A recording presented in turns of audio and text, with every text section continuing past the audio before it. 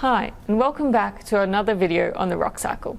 This is our second video on igneous rocks, where we'll focus on the composition of igneous rocks and the processes that control the different compositions. You know all about how we control texture in igneous rocks, so now it's time to take a deep dive into the composition. But before we get started, what do I even mean by the composition of igneous rocks? This is talking about the chemical composition of the minerals that interlock to form these igneous rocks. Let's get started. Magma. Where does it even come from? Well, it comes from melting the lower crust or the upper mantle. And intuitively, you just think, well, to get magma, molten rock, you just heat up rock. But interestingly, because our geothermal gradient, and what I mean by that is the temperature at which it increases at depth, is about 25 degrees per kilometer. This isn't actually enough to melt rock without something else happening. So let's have a look at what else is happening to generate our magma. Temperature is not the only variable that we need to consider when we're talking about magma generation. We also need to consider pressure and volatiles. But what are volatiles?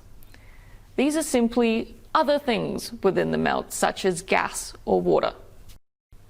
Let's talk about the two types of magma generation. The first one is called decompression melting, and this is how we generate our mafic melts, which create basalt and gabbro and our mafic igneous rocks.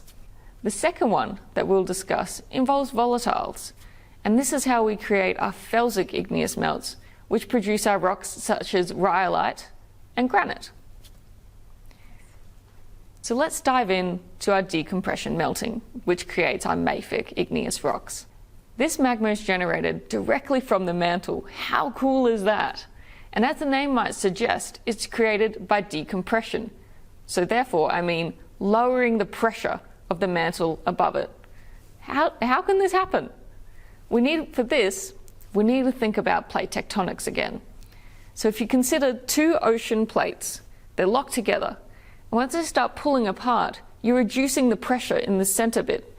And this allows magma to upwell because suddenly the pressure is much lower on the mantle underneath it. And this makes the mantle, which is a semi-solid rock, unstable, and it starts to melt because it's not actually stable at the lower pressure. Which I think is pretty cool, that simply by moving something apart, it can create something beneath it to melt. Now let's consider the effect of volatiles on magma generation. So why do we even care about volatiles and magma generation? Why can't we just create all our magma from decompression melting? Well, by introducing volatiles into the system, it decreases the melting temperature of the rock.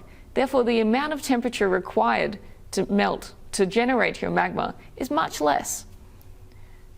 The common environment where we'll get volatile generated magma is in a subduction zone, because as a plate subducts under the other one, it releases its water and gas content into what we'd call the mantle wedge, which would be this little triangle here between our subducting plate and our overriding crust.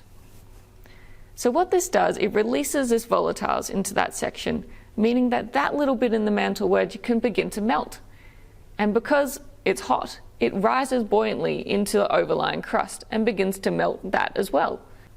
And these magma chambers become more and more buoyant as they melt more and more crust. And the reason for this is it's actually incorporating lighter material, because the continental crust is created from lighter material than the subducting oceanic crust. So the more that it incorporates the continental crust, the more it can rise into the crust.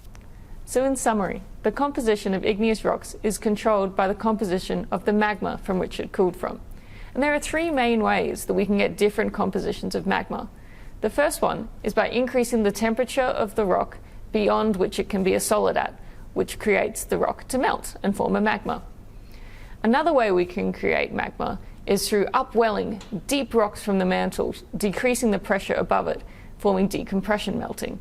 And the third way which we can form magma is the introduction of volatiles to a melt.